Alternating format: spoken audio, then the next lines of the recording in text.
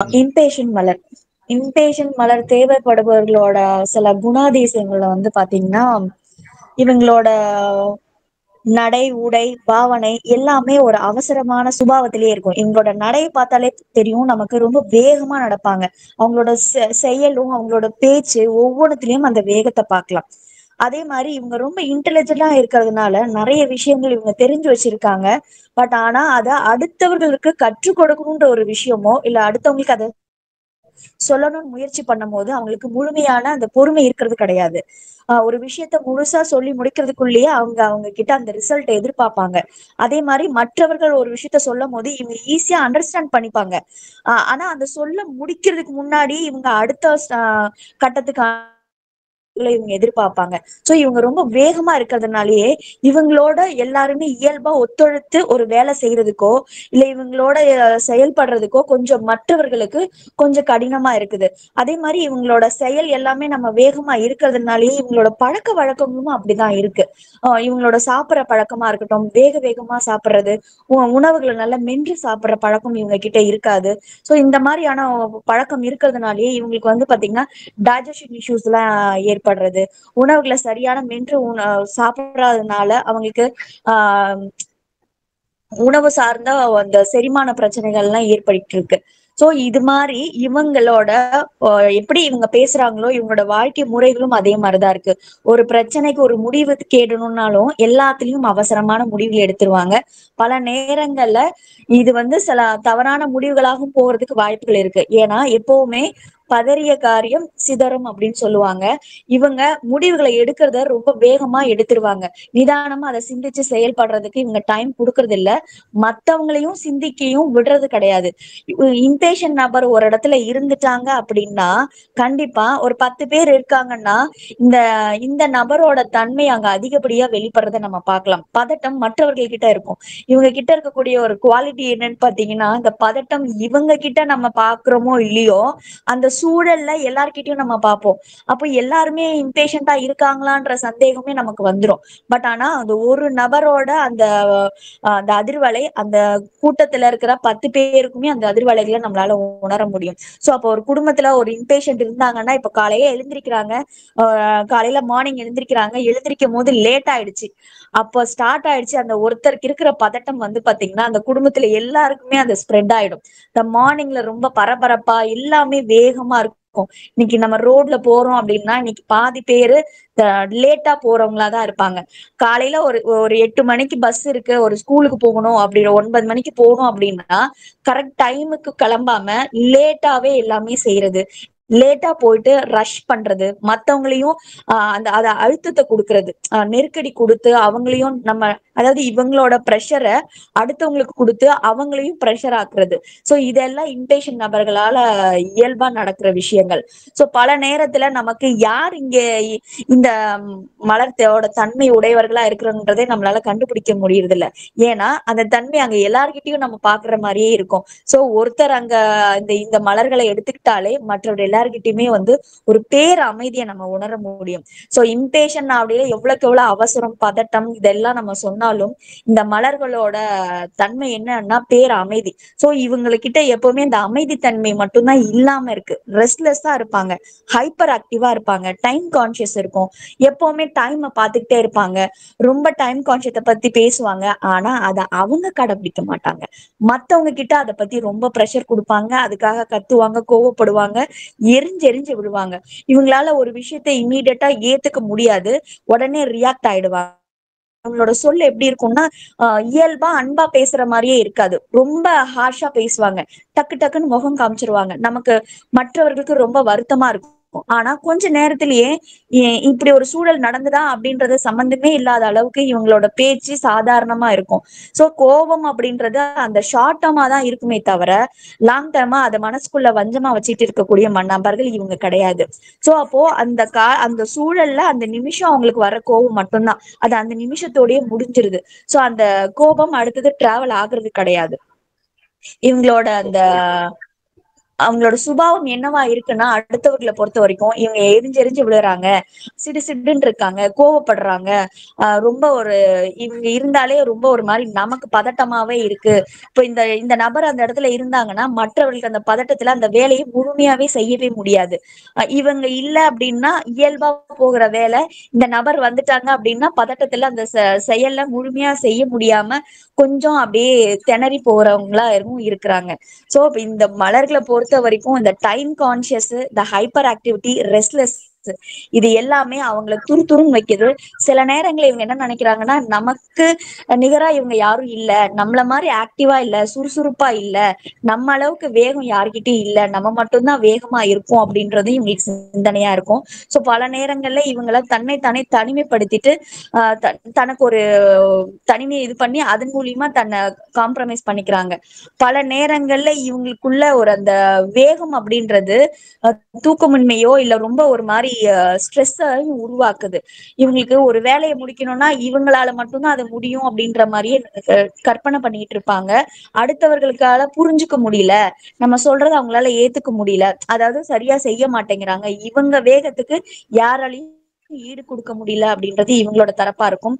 ஆனா இவங்களோட பதட்டம் தான் அடுத்தவர்களை செய்ய முடியலன்றது இவங்களுக்கு புரியுறது கிடையாது. பொதுவாகவே இம்பேஷன் மனநிலை உள்ள தன்மையாளர்களுக்கு வந்து அடிவயிறு, பெண்களாக இருந்தால் வந்து கர்ப்பப்பை, மலைவாய், யூரின் இன்ஃபெக்ஷன் போன்ற பிரச்சனைகள் வந்து அவங்களுக்கு இயற்கையாகவே வரும். ஏன்னு சொல்லிட்டு கேட்டால், இவர்கள் வந்து அதிகமாக பதட்டப்படக்கூடிய சூழல் இவர்களுக்கு இருக்கும்.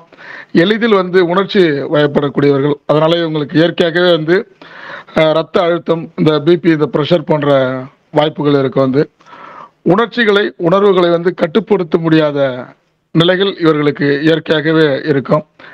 தன்னுடைய இயலாமையை வந்து அதிக இடங்களில் இவர்கள் வந்து தாங்கிக் கொள்ள முடியாமல் வெளிப்படுத்தி அதனுடைய பிரச்சனைகளை வந்து இவங்களே வந்து மாட்டிப்பாங்க.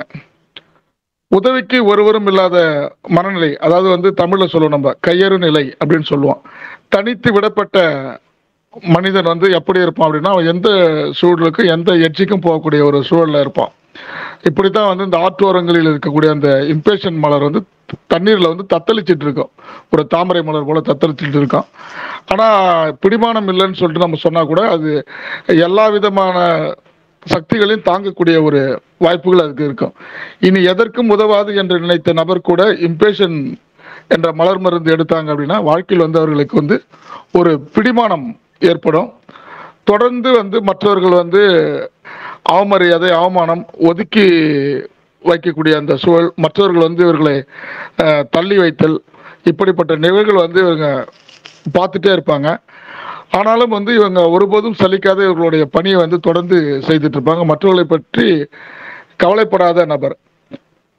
ஒரு பெரிய கூட்டு குடும்பத்துல வந்து முதலாக பிறந்த அந்த குழந்தைய வந்து எப்படி கவனிப்பாங்களோ அப்படிதான் வந்து இம்பேஷனுடைய தன்மை.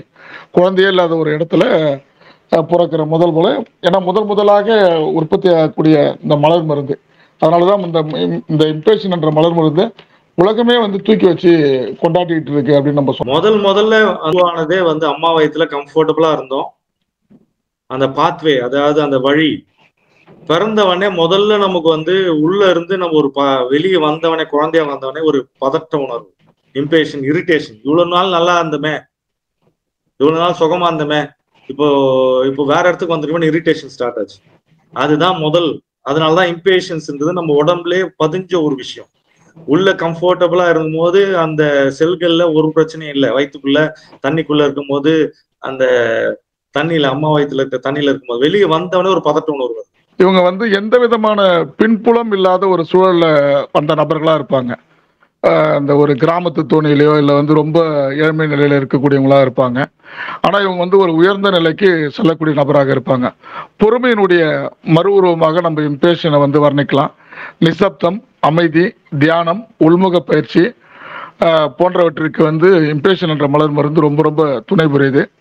இந்த நபர்கள் வந்து ஆன்மீகம், அறிவியல், விஞ்ஞானம், மெய்ஞானம் அனைத்திலுமே வந்து படைக்கக்கூடிய ஒரு மிகப்பெரிய உன்னத பிறப்பாக இவங்க இருப்பாங்க. இந்த மலர் வந்து ஜூலை மற்றும் செப்டம்பர் மாதத்தில் வந்து அதிகமாக பூத்து குலுங்குது அப்படின்னு சொல்லிட்டு நம்ம பார்க்கலாம். உலகத்துல பாத்தீங்கன்னாக்கா இந்த ஜூலை முதல் செப்டம்பர் மாதம் வரை இருக்கக்கூடிய ஆண்டுகளை நீங்க கடந்த ஒரு 100-150 ஆண்டுகளாக நீங்க எடுத்து பார்த்தீங்கன்னாலும் இந்த காலகட்டத்தில் தான் மிகப்பெரிய புரட்சிகள் வந்து உலகெங்கும் வந்து வெடிச்சிருக்கும். மிக பெரும் புரட்சியாளர்கள் வந்து இந்த காலகட்டத்தில் தான் உருவாயிருப்பாங்க. அப்படி நம்ம கவனிச்சு பார்க்குறப்போ வருகின்ற மே 2026 வரைக்குமே இந்த இம்பேஷனுடைய மலர் மருந்துடைய தன்மை இருக்கும். பொதுவாக வந்து திக்கு வாய் வந்து உலறுதல், வாய் வந்து குளறுதல், இப்படிப்பட்ட மனநிலை வந்து இந்த இம்பேஷன் இருக்கும். இது வந்து கந்தகம் அதிகமாக இருக்கக்கூடிய சூழல் இருக்குது. இவர்களுக்கு வந்து ஈர்ப்பு சக்தி அதிகமாக இருக்கும். தூக்கத்தில் வந்து கனவு கண்டு திடீர் என்று எழுந்து உட்கார்ந்து நிற்கிறவங்களோட மனநிலை இம்பேஷன் தான். அஜீரணம், வயிறு உபாதைகள் வந்து அடிக்கடி வரும். ஒரு நாளைக்கு வந்து 25 மில்லிமீட்டர் வளரக்கூடியது. இது அனுபவம் அப்படின்னு சொல்லிட்டு பார்த்தோன்னா கடந்த 10 ஆண்டுகளாக வந்து கர்ப்பப்பை புற்றுநோய் வந்து அதிகமாக பாதிக்கப்பட்ட பெண்கள், இது நான் நோயா சொல்லலை, அந்த மனநிலை இருக்கிறவங்களுக்கு வந்து அந்த நோய் வந்தவங்களுக்கு இது போன்ற மனநிலை தான், இம்பேஷனோட மனநிலை தான் வந்து அதிகமாக காணப்படுது. இந்த மருந்து எடுத்ததனுடைய மூலமாக வந்து நிறைய பேர்களுக்கு வந்து அப்படிப்பட்ட அந்த ஒரு தடமே இல்லாம அமர்ந்து போய்விட்டது. மேலும் வந்து நம்ம சாப்பிடக்கூடிய உணவுகள்லயும் வந்து அந்த சல்பர் அதிகமா இருக்குது. அதை விட அதிகமா இருக்கிறது வந்து நம்ம சாப்பிடக்கூடிய உணவுகள் வந்து பிராக்கோலி, சீஸு, முட்டை, மீன், இறால், வெங்காயம், பூண்டு, இப்படிப்பட்ட பொருட்கள் வந்து சல்பர் அதிகமாக காணப்படுது. அதை விட அதிகமாக வந்து இந்த ஒரே ஒரு சொட்டு நம்ம இம்பேஷன் எடுத்துக்கிறப்போ இது அத்தனை சாப்பிடுகின்ற அந்த பொருளை காட்டிலும் வந்து இது சக்தி அதிகமாக இருக்குது. இம்பேஷன் மலர் மருந்து ஒரு பொறுமையினுடைய சிகரம். ஒரு 2 அனுபவ புரிதல் மட்டும் சொல்றேன் சார். ஒருத்தர் வந்து காலேஜ்ல ப்ரொஃபஸரா இருந்துட்டு பிரின்சிபலா போயிருக்காரு. போறப்ப அவருக்கு அதிகமா பதற்றம் உருவாயிருக்கு. அப்ப பதட்டம் உருவாகும்போது நம்ம கிட்ட அந்த தொடர்பு கொண்டு அவருக்கு அதை கொடுக்கும்பொழுது அந்த இடத்துல ஒரு அமைதியான ஒரு சூழ்நிலையில அவங்க ஏதாவது இன்ஸ்பெக்ஷன் வந்தாலும் சரி, மற்றபடி ஸ்டாஃப் மீட்டிங்கோ அல்லது கரஸ்பாண்டன்ஸ்லாம் வரும்போது அது பொறுமையா செய்யக்கூடிய ஒரு தன்மையை அவர் உணர்ந்ததை அவர் பார்த்துருக்காரு. அதே மாதிரி ஒரு பையன் வந்து அவசர அவசரமா சாப்பிட்ற ஒரு விஷயம் இருக்கு. ஏன்னா அவனுக்கு வந்து மலச்சிக்கல் இருக்குன்னு சொல்லி சொன்னாங்க. அப்ப அவன்கிட்ட கேட்கும் போது நான் அவசர அவசரமா 1 நிமிஷத்துல சாப்பிட்றோம் சார் அப்படின்னாப்புல. இப்போ அவங்களுக்கு வந்து இம்பேஷன்ஸ் கொடுக்கும்போது அது ஒரு வாரத்துக்குள்ளாரையே அது நல்ல ஒரு தீர்வா இருந்தது. அதே மாதிரி இந்த ஆட்டிசம்க்கு வந்து ஒரு கொடுத்துருந்தோம் சார். அவங்க வந்து ஒரு சின்ன பையன் வந்து ஃபாஸ்டா போவான், ரொம்ப வேகம் அவங்ககிட்ட அதிகமா இருந்திருக்கு. போய் இடிச்சிட்டு கீழே விழுந்துருது, அது மாதிரி சேட்டை அதிகமா பண்றது, அந்த மாதிரி இருக்கிற அந்த பையனுக்கு கொடுக்கும்போது ஒரு வாரத்துக்குள்ளாரையே அந்த அமைதியாகி அவன் மட்டும் உட்கார்ந்து சாதாரணமா இயல்பா உட்கார ஆரம்பிச்சிட்டான். அந்த இது சார். எனக்கு நேரம் இல்ல, ஒரு டென்ஷனா அப்படியே ஓடிட்டே இருக்கும், சீக்கிரம் உடனே வேணும், கேட்ட உடனே வேணும் அப்படின்னு சொல்ற எல்லாத்துக்கும் பின்னாடி என்ன இருக்குன்னா, டைம் இஸ் லிமிட்டெட், என் நேரம் குறைவானது, என் நேரம் முடிய போகுது அப்படிங்கிற எண்ணம் தான் இருக்கு. ஆனா உண்மை அது கிடையாது இல்ல. Time is not limited, time is only an illusion. Time is only an illusion. நான் ஒரு வந்து காலத்தெல்லாம் கடந்து போய்கிட்டு இருக்கேன், பயணிச்சுக்கிட்டு இருக்கேன் அப்படின்ற புரிதலை இந்த மலர் நமக்கு கொடுக்குது. நேரம் ஒரு மாயை மட்டுமே. நான் உடனே வேணும், சீக்கிரமா வேணும், என் டைம் முடிய போகுது அப்படின்னு நினைக்கிறதுல எந்த ஒரு இது உண்மை இல்லை அப்படின்னு நம்ம தெரிஞ்சுக்கிறோம். அப்புறம் நான் நினைச்ச நேரத்துல எனக்கு எதுவுமே நடக்க மாட்டேங்குது அப்படின்னு சொல்லிட்டு இருந்த நம்ம எல்லாமே ஒரு தெய்வீக நேரத்துல தானே நடக்குது, எல்லாமே ஒரு சரியான விஷயங்கள் சரியான நேரத்துல தானே நடக்குது அப்படின்னு புரிஞ்சுக்க தொடங்குறோம். அப்புறம் இந்த இயற்கையும் இந்த இறைவனும் நமக்கு கொடுத்துருக்க இந்த உடம்பு வந்து எப்பவுமே ஒரு சரியான நேரத்துலதான் இயங்கிக்கிட்டு இருக்கு. அதுக்குள்ள வந்து ஒரு நடுவுல வந்து இந்த மனம் தான் சொல்லுது அவசரமா ஓடணும், எல்லாம் எனக்கு அவசரமா கிடைக்கணும், உடனே கிடைக்கணும் அப்படின்னு. இந்த இம்பேஷன்ஸ் மலர் அறிவு என்ன சொல்ல வருதுன்னா, நம்ம ஆரவாரத்துல இருந்து ஒரு அமைதியான நிலைக்கு போகணும். அப்புறம் ஆர்ப்பரிப்பு, அப்படியே ஒரு ரெஸ்ட்லெஸ்ஸா இருக்கிற நம்ம பொறுமையா நிதானமா அமைதியா ஒரு சாந்தமான இடத்துக்கு போகணும் அப்படின்னு சொல்ல வருது. என்கிட்ட அப்படிதான் சொல்லுச்சு. அப்புறம் இந்த சர்க்கம்ஸ்டான்ஸ் நம்ம வந்து நம்மளோட சூழல்களால ஏற்படக்கூடிய இந்த ரஷ், ஹரி, பதட்டம், அவசரம், இதெல்லாம் வந்து அந்த சூழல் கடந்து போனோடனே இல்லாததை நம்ம பார்ப்போம். சோ அந்த சூழலும் சரி, அது கூடவே கூட்டிட்டு வந்த அந்த பதட்டமும் சரி உண்மை இல்லை அப்படிங்கிறத இந்த மலர் நமக்கு உணர்த்துது. எப்பவுமே எது முக்கியம் அப்படின்னா, நம்ம கையில எடுத்திருக்கிற இந்த வேலை, இந்த டாஸ்க் இப்ப இப்ப இந்த தற்காலிகமான வேலைதான் மிக முக்கியம் நம்ம நினைச்சிட்டு இருப்போம். அது என்னாலதான் செய்ய முடியும், என்னால மட்டும்தான் அந்த நேரத்துக்கு செய்ய முடியும், நல்லா செய்ய முடியும் அப்படிங்கிற எண்ணத்துல இருப்போம். ஆனா உண்மையிலேயே முக்கியம் எது அப்படின்னா, நிதானிச்சு தியானத்தன்மையோட நம்ம செய்யக்கூடிய விஷயங்கள் தான் முக்கியம் அப்படிங்கறது இந்த மலர் நமக்கு உணர்த்துது. மெடிடேட்டிவ்னஸ் அண்ட் டீப் ரிலாக்ஸ்ட் ஸ்டேட்ல நம்ம செய்யக்கூடிய விஷயங்கள் தான் முக்கியம் அப்படின்னு உணர்த்துது இந்த மலர். ஆஹ் அப்புறம் இந்த இந்த வேலை நமக்கு இருக்கக்கூடிய கையில இருக்கக்கூடிய இந்த இந்த டாஸ்க் அப்படின்றது ஒரு தற்காலிகமான விஷயம்தான் அப்படின்னு இந்த மலர் சொல்லுது. அப்புறம் இன்னொன்னு, நம்ம அவசரத்துல மலர் அறிவை தேட வர்ற பலர், தேடல்ல இருக்கிற பலர், படிக்க வர்ற பலர், பழகுற பலர் என்ன செஞ்சுடுறோம்னா, மலர்கள் இதை கொடுக்குமா அதை கொடுக்குமா, அப்புறம் நம்ம குறைத்தன்மைகளை தான் நிறைய படிக்க ஆரம்பிக்கிறோம். எடுத்தோடனே அதான் நமக்கு வந்து கண்ணில் படுறதுனால சுத்தி சுத்தி சுத்தி நம்ம எங்க இந்த மலர்களின் குறைத்தன்மை இருக்குன்னு தேடிக்கிட்டே போறோம். அப்படி தேடிக்கிட்டே போற தேடலை வந்து கொஞ்சம் நிறுத்திட்டு இந்த இம்பேஷன்ஸ் மலர் என்ன உணர்த்துது அப்படின்னா, மலர்களோட முழுத்தன்மையை பார்ப்போமே. இந்த முழுத்தன்மையை பார்க்க பார்க்க பார்க்க எவ்வளவு பியூட்டிஃபுல்லா நம்மள சுத்தி இருக்க மனிதர்கள், நம்ம சூழல்கள் எல்லாம் முழுத்தன்மைக்கு மாறுறது நம்ம பாக்குறோம். அது வந்து பார்க்க முடியுது. அப்புறம் எங்க அவசரம் பதட்டம் இல்லையோ அங்க எல்லா விஷயமும் சரியான நேரத்துல தான் நடந்துட்டு இருக்கு. சரியான விஷயங்கள் சரியான நேரத்துல நமக்கு கிடைக்குது அப்படின்றத உணர்த்துது. அப்புறம் எனக்கு எந்த ப்ரீ ஆக்குபேஷன் அப்படின்னு சொல்லக்கூடிய, அதாவது எனக்கு எந்த ஒரு வேலை நிர்பந்தம் அது மாதிரிலாம் எதுவும் இல்லாத நேரத்துல நான் செய்யக்கூடிய வேலைகள் வந்து மிக நேர்த்தியா தெளிவா சரியான நேரத்துக்கு முடியறத நான் பாக்குறேன், உணர்றேன்.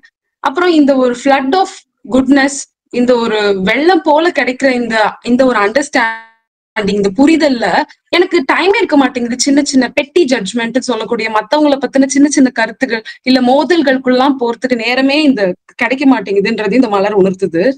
ஓவராலா பார்க்க போனா அப்படியே பிஸியா ஒரு எப்பவுமே வந்து ஒரு பரபரன்னு ஓடிட்டு இருக்கிற இடத்துல இந்த மலர் நமக்கு வந்து ஒரு இன்ஆக்டிவ் காம், எதுவும் செய்ய வேணாம், ரிலாக்ஸ்டா இருக்கலாம், ஒரு பிரேக் எடுக்கலாம் அப்படிங்கிற ஒரு காம இந்த மலர் இயல்பாவே நம்மளுடைய நேரத்துக்குள்ளேயும் நம்மளுடைய ஸ்பேஸ்க்குள்ளேயும் கொண்டு வந்துடுது.